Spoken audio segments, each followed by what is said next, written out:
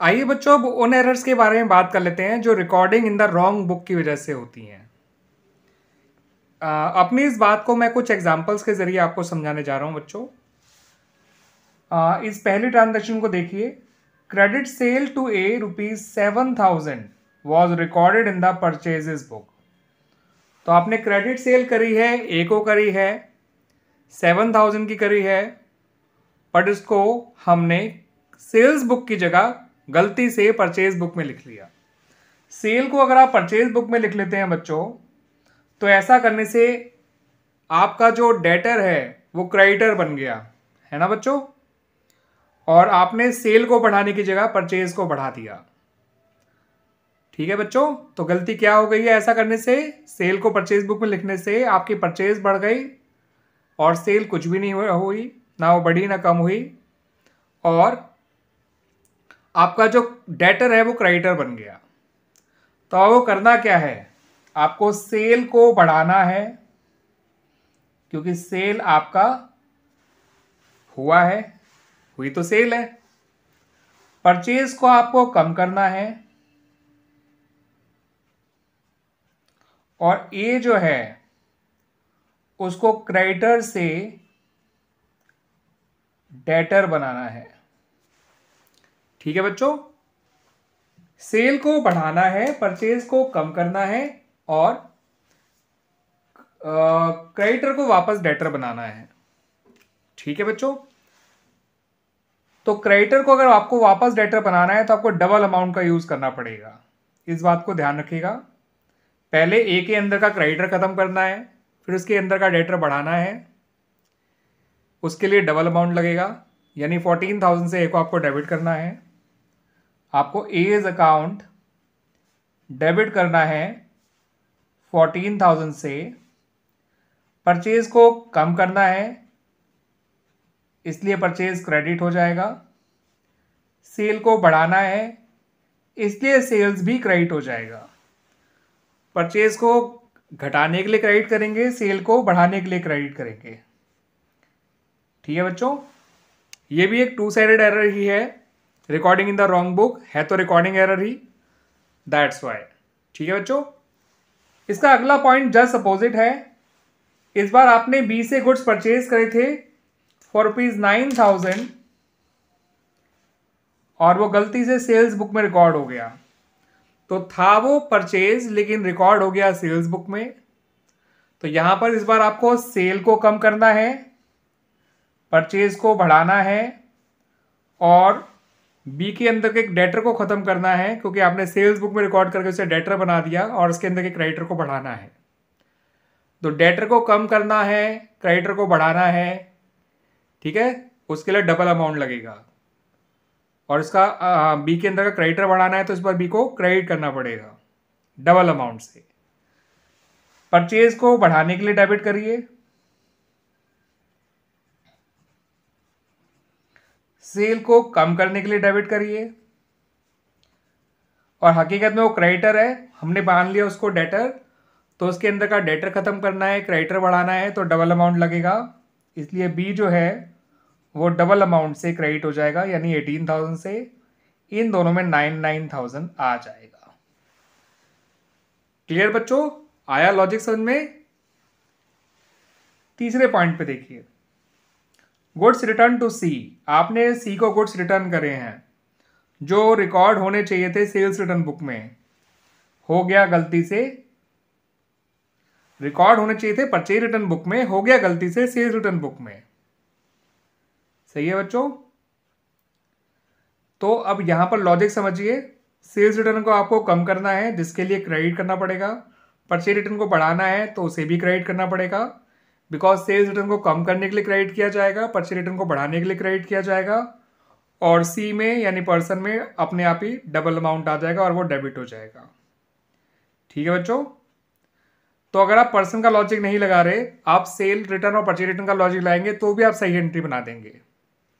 ठीक है, आपको सेल रिटर्न को कम करना है, सेल रिटर्न को कम करने के लिए क्रेडिट किया जाता है। परचेज रिटर्न को बढ़ाना है तो उससे वो भी आपका परचेज रिटर्न भी क्या हो जाएगा, वो भी क्रेडिट हो जाएगा। तो परचेज रिटर्न भी क्रेडिट, सेल्स रिटर्न भी क्रेडिट, और पर्सन जिसका नाम सी है वो डबल अमाउंट से डेबिट हो जाएगा। तो सीज account debit to purchase return account to sales return account. C में डबल अमाउंट 8,000, परचेज रिटर्न और सेल रिटर्न में 4,000। क्लियर बच्चों? आ गया तीसरा पॉइंट भी समझ? तीसरा आ गया तो चौथा पॉइंट भी आ जाएगा समझ में। इस बार हमारे पास गुड्स लौट कर आया है फ्रॉम डी, जो रिकॉर्ड होना चाहिए था सेल्स रिटर्न बुक में, लेकिन हमने कर लिया परचेज रिटर्न बुक में। तो परचेज रिटर्न को कम करना है इसलिए वो डेबिट हो जाएगा, सेल्स रिटर्न को बढ़ाना है इसलिए वो डेबिट हो जाएगा। ठीक है बच्चों, सेल्स रिटर्न बढ़ाएंगे तो वो डेबिट होगा, परचेज रिटर्न कम करेंगे तो वो भी डेबिट होगा, और डी डबल अमाउंट से क्रेडिट हो जाएगा।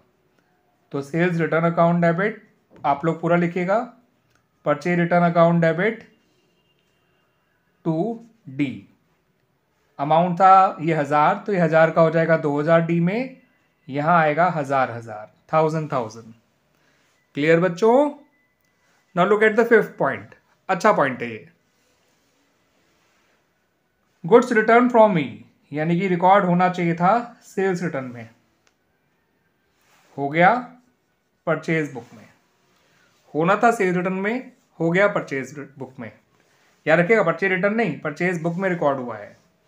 तो परचेज को कम करना है क्योंकि परचेज हुई नहीं हो, लिख लिया गया परचेज में, तो परचेज को कम करना है इसलिए वो क्रेडिट हो जाएगा। सेल्स रिटर्न को बढ़ाना है तो वो डेबिट हो जाएगा। ठीक है बच्चों? अब ई तो दोनों ही केस में क्रेडिट ही होना था। ठीक है, तो ई तो क्रेडिट ही हुआ है। सेल्स रिटर्न करता है ई तो भी ई क्रेडिट होता है as per the rule of giver, giver credit हुआ करता है। और अगर हम परचेज कर रहे हैं तो भी ई गिवर है तो क्रेडिट ही हुआ है। तो परचेज बुक में लिखने की वजह से भी ई क्रेडिट हुआ है, सेल्स बुक रिटर्न बुक में लिखने की वजह से भी वो क्रेडिट ही होता, तो ई तो क्रेडिट ही हुआ है इन आइदर केस। तो ई को रेक्टिफाइंग एंट्री में लेने की जरूरत है ही नहीं इस पॉइंट में, क्योंकि ई दोनों ही केस में गिवर ही रहा। गलत बुक में लिखने की वजह से भी वो क्रेडिट ही हुआ है, सही बुक में लिखने की वजह से भी वो क्रेडिट ही होता। इसका मतलब ई में किसी करेक्शन की जरूरत है ही नहीं, वो ऑलरेडी क्रेडिटेड है।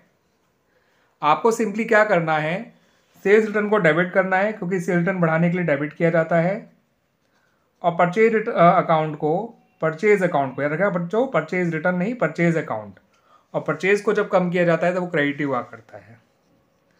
और 2,000 से ये एंट्री बन जाएगी। और इस तरह से ये recording in the wrong book से रिलेटेड आपको कुछ क्वेश्चंस हैं, उम्मीद करता हूँ ये पॉइंट समझ में आ गए होंगे।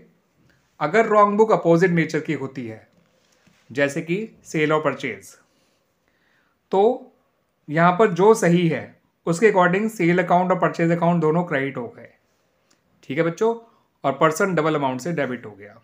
यहाँ पे परचेज बुक सही थी तो परचेज अकाउंट सेल्स अकाउंट दोनों डेबिट हो गए, पर्सन डबल अमाउंट से क्रेडिट हो गया।